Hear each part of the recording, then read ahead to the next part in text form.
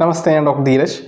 നമ്മളിന്ന് സംസാരിക്കുന്നത് ബ്രോയിലർ ചിക്കനെ കുറിച്ചാണ്. ബ്രോയിലർ ചിക്കൻ കഴിക്കുന്നതുകൊണ്ട് ഏതെങ്കിലും രീതിയിലുള്ള ആരോഗ്യ പ്രശ്നങ്ങളുണ്ടോ, ക്യാൻസറോ അതല്ലെങ്കിൽ ഹോർമോണൽ ഇൻബാലൻസ് ഒക്കെ ശരീരത്തിലുണ്ടാകുമോ, ഹോർമോൺ കുത്തിവെക്കുന്നതുകൊണ്ടാണോ ബ്രോയിലർ ചിക്കൻ ഇത്രയധികം ഭാരം വെക്കുന്നത് ചെറിയൊരു കാലയളവിൽ, ഇതിനെക്കുറിച്ചൊക്കെയാണ് ഞാൻ സംസാരിക്കുന്നത്. ബ്രോയിലർ ചിക്കൻ മീറ്റ് എന്ന് പറയുന്നത് വളരെ പോഷക മൂല്യമുള്ള ഒന്നാണ്. അതായത് ധാരാളം പ്രോട്ടീൻസ്, അതുപോലെ തന്നെ മിനറൽസ്, വൈറ്റമിൻസ് ഒക്കെ ധാരാളമുള്ള ഒരു ഭക്ഷ്യവസ്തുവാണ് ചിക്കൻ എന്നുള്ള കാര്യത്തിൽ സംശയമില്ല. അതുകൊണ്ടാണ് ലോകം മുഴുവൻ ചിക്കൻ ഉപയോഗിക്കുന്നത്. ഇനി എന്തുകൊണ്ടാണ് ഈ ചിക്കൻ ഇത്രയധികം ഭാരം വെക്കുന്നത് ചെറിയൊരു കാലയളവിൽ? അതിന് കാരണം സെലക്റ്റീവ് ബ്രീഡിംഗ് എന്ന് പറയുന്നൊരു ടെക്നിക്കാണ് ഇതിനെ ബ്രീഡ് ചെയ്യുന്നതിൽ ഉപയോഗിക്കുന്നത്. അതായത് സെലക്റ്റീവ് ബ്രീഡിംഗ് എന്ന് വെച്ചാൽ ഇപ്പോൾ രണ്ട് പെട്ടെന്ന് ഭാരം വെക്കുന്ന കോഴികളെ ബ്രീഡ് ചെയ്യുന്നു. അതിലൂടെ ഉണ്ടാകുന്ന കുട്ടികൾ, കോഴിക്കുഞ്ഞുങ്ങളെന്ന് പറയുന്നത് പെട്ടെന്ന് ഭാരം വെക്കാൻ സാധ്യത കൂടുതലുള്ള കോഴികളായിരിക്കും. അങ്ങനെ നമ്മളൊരു 1950കളിലൊക്കെ തുടങ്ങിയൊരു പ്രക്രിയയാണ് ഈ രീതിയിൽ ബ്രീഡ് ചെയ്യിക്കുക എന്ന് പറയുന്നത്. അങ്ങനെ ബ്രീഡ് ചെയ്ത് വരുന്ന കോഴികളാണ് ഈ നമ്മളെ ബ്രോയിലർ ചിക്കൻ എന്ന് പറയുന്ന കോഴികൾ. അതുകൊണ്ടാണ് ചെറിയൊരു 40-45 ദിവസത്തിനുള്ളിൽ തന്നെ ഇത്രയധികം ഭാരം വെക്കുന്നത്. പിന്നെ ഇനി അടുത്തത്, ഇതിൽ ഏതെങ്കിലും രീതിയിലുള്ള ഹോർമോൺ കുത്തിവെക്കുന്നുണ്ടോ എന്നുള്ളതാണ്. ഈ കോഴികളിൽ ഹോർമോൺ കുത്തിവെക്കുക എന്ന് പറയുന്നത് വളരെ ചിലവേറിയൊരു കാര്യമാണ്. കാരണം ഹോർമോണിന് നല്ല ചിലവുള്ള, എക്സ്പെൻസീവായിട്ടുള്ള ഒന്നാണ് ഹോർമോൺ എന്ന് പറയുന്നത്. ഇനി ഇത് കുത്തിവെക്കണമെങ്കിൽ തന്നെ ഇപ്പോൾ 10,000-കണക്കിന് കോഴികളെ ആയിരിക്കും ഒരു ഫാമിൽ വളർത്തുക.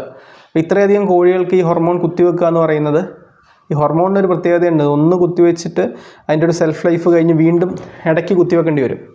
അപ്പം അങ്ങനെ വരുമ്പോൾ ഇത്രയധികം എണ്ണം കോഴികളെ ഇടയ്ക്കിടയ്ക്ക് ഇത്രയും വിലയുള്ളൊരു ഹോർമോൺ പോലുള്ള കാര്യങ്ങൾ ഉപയോഗിച്ച് കുത്തിവെക്കുക എന്ന് പറയുന്നത് അതവർക്ക് നഷ്ടമുണ്ടാക്കുന്നൊരു കാര്യമാണ്. അതിൽ ലാഭമൊന്നും ഉണ്ടാവില്ല. ഈ ഒരു വിലയ്ക്ക് കോഴിയെ വിൽക്കാൻ പറ്റില്ല.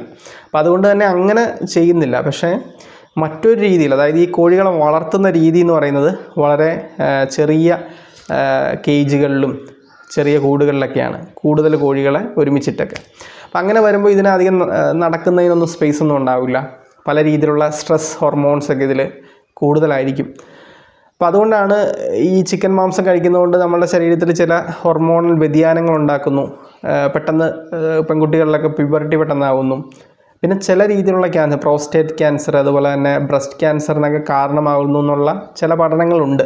അത് ഈ രീതിയിൽ കോഴികളെ വളർത്തുന്നത് കൊണ്ടാണ്. വളരെ സ്ട്രെസ്ഫുള്ളായിട്ടുള്ള ചെറിയ കേജുകളിലൊക്കെ തിങ്ങി നെരുങ്ങി വളർത്തുന്നതുകൊണ്ട് ആ കോഴികളിലുണ്ടാകുന്ന ചില ഹോർമോണൽ ഇൻബാലൻസിൻ്റെ എഫക്റ്റ് കൊണ്ടാണ് നമുക്കിങ്ങനെ ഉണ്ടാകുന്നു എന്നുള്ളതാണ് പഠനങ്ങൾ പറയുന്നത്. അപ്പോൾ അതുകൊണ്ടാണ് നിലവിൽ ഇപ്പോൾ ഈ ഫ്രീ ഫീൽഡ് ചിക്കൻ എന്ന് പറയുന്നൊരു കൺസെപ്റ്റ്, അതായത് ഈ കോഴികളെ തുറന്നു വിട്ട് വലിയ സ്ഥലത്ത് അഴിച്ചു വിട്ട് വളർത്തുന്ന രീതിയിലുള്ള പുതിയ രീതിയിലുള്ള ഫാമിംഗ് ഒക്കെ ഡെവലപ്പ് ചെയ്ത് വരുന്നുണ്ട്. ഇനി രണ്ടാമതായിട്ടുള്ളൊരു കാരണം എന്ന് പറയുന്നത് ആൻറ്റിബയോട്ടിക്കുകളും സ്റ്റിറോയിഡുകളും കോഴികളിൽ ഉപയോഗിക്കുന്നുണ്ട്. അതായത് നമുക്കറിയാം, ഇതിനെങ്ങനെ വളരെ കൂട്ടമായിട്ട് വളർത്തുന്നത് കൊണ്ട് തന്നെ പല രീതിയിലുള്ള അസുഖങ്ങൾ ഈ കോഴികൾക്ക് വരാം. അപ്പോൾ അതുകൊണ്ട് തന്നെ ഈ അസുഖങ്ങളെ പ്രതിരോധിക്കുന്നതിന് ആൻറ്റിബയോട്ടിക്കുകൾ വളരെ ചെറിയ പ്രായം തൊട്ട് തന്നെ ആൻറ്റിബയോട്ടിക്കുകളും സ്റ്റിറോയിഡുകളൊക്കെ തീറ്റയിൽ കൊടുക്കുന്ന ആഹാരത്തിൽ പൊടിച്ച് മിക്സ് ചെയ്ത് കൊടുക്കും. അപ്പോൾ ഇങ്ങനെ സ്ഥിരമായിട്ട് ആൻറ്റിബയോട്ടിക്കുകളൊക്കെ കഴിക്കുന്നതുകൊണ്ട് നമ്മുടെ ശരീരത്തിൽ ഇതിൻ്റെ മാംസം കഴിക്കുന്നതിലൂടെ നമ്മുടെ ശരീരത്തിലും ഈ ആൻറ്റിബയോട്ടിക്കുകളുടെ എഫക്റ്റ് ഉണ്ടാകും. നമ്മളൊരു അസുഖത്തിന് നമ്മൾ ഏതെങ്കിലും രീതിയിലുള്ള മരുന്നുകൾ, ആൻറ്റിബയോട്ടിക് എടുക്കുകയാണെങ്കിൽ ആ ആൻറ്റിബയോട്ടിക്കിനെ നമ്മുടെ ശരീരം പ്രതിരോധിക്കും. ആൻറ്റിബയോട്ടിക് റെസിസ്റ്റൻസ് എന്ന് പറയുന്നത് ഉണ്ടാകും. ചെറിയ കുട്ടികളിൽ വരെ ഇങ്ങനെ ഉണ്ടാകുന്നു എന്നുള്ളതാണ് പുതിയ പഠനങ്ങളൊക്കെ തെളിയിക്കുന്നത്. അപ്പോൾ അതിന് ഇപ്പോൾ നിലവിൽ ഈ ആൻറ്റിബയോട്ടിക്കുകളും സ്റ്റിറോയിഡുകളൊക്കെ കൊടുക്കുന്നതിന് ചില പരിമിതികളും കണക്കുകളൊക്കെ ഉണ്ടെങ്കിലും അനുവദനീയമായ അളവിൽ കൂടുതൽ ഇത് കൊടുക്കുന്നുണ്ടെന്നുള്ളതാണ് പറയപ്പെടുന്നത്. ഈ മൂന്നാമതായിട്ടുള്ളൊരു കാരണം എന്ന് പറയുന്നത് ഭക്ഷ്യസുര. ഇതിൻ്റെ അകത്ത് ഫുഡ് പോയ്സണിങ്ങിനുള്ള സാധ്യത കൂടുതലാണ്. അതായത് ഈ കോഴികളിൽ ഇങ്ങനെ വളർത്തുന്നതുകൊണ്ട് തന്നെ ഇതിൽ പല രീതിയിലുള്ള രോഗാണുക്കളും ഉണ്ടാകാനായിട്ടുള്ള സാധ്യതകളുണ്ട്.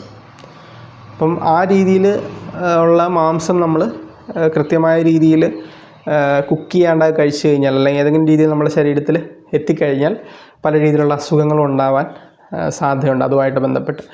അപ്പം ഇപ്പം ഞാൻ ആദ്യം പറഞ്ഞ പോലെ ഇപ്പോൾ ഫ്രീ ഫീൽഡ് ചിക്കൻ, അതുപോലെ തന്നെ ആൻറ്റിബയോട്ടിക്കുകളും സ്റ്റിറോയിഡുകളൊക്കെ ഒഴിവാക്കി, അതുപോലെ തന്നെ കൃത്യമായ ഈ സുരക്ഷ മാനദണ്ഡങ്ങളൊക്കെ പാലിച്ച് ഇതിനെ വളർത്തുവാണെങ്കിൽ ഇത് കഴിക്കുന്നതിൽ മറ്റ് പ്രശ്നങ്ങളൊന്നുമില്ല. ഇത് നല്ലൊരു പോഷകാഹാരം തന്നെയാണ് ബ്രോയിലർ ചിക്കൻ എന്ന് പറയുന്നത്.